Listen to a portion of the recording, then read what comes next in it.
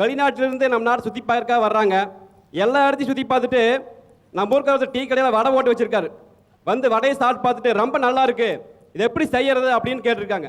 இன்னும் நம்மளுமே இது மாதிரிலாம் செய்யணும் அப்படின்னு செய்முறை சொல்லி கொடுத்தாரு. இன்னும் அவர் கேட்டுட்டு போயிட்டு கரெக்டாக ஒரு வருடம் கழிச்சு மறுபடியும் திரும்பி வர்றாரு. அதே கடைக்கு வரும்போது அவர்கிட்ட இவர் கேட்குறாரு, எப்படி அதே மாதிரி எல்லாம் சுட்டிங்களோ அதே மாதிரி வந்ததுன்னு. எல்லாம் அதே மாதிரி வந்தது, ஆனால் அந்த நூலாக வர்றது எப்படின்னு தெரியல அப்படின்னு. அப்படி எந்த அளவுக்கு பண்ணியிருப்பாருன்னு பாருங்க. இதே மாதிரி ஒரு பார்க்கில் ஒரு 3 பேருக்கு வந்து பேசிகிட்டு இருந்தாங்க.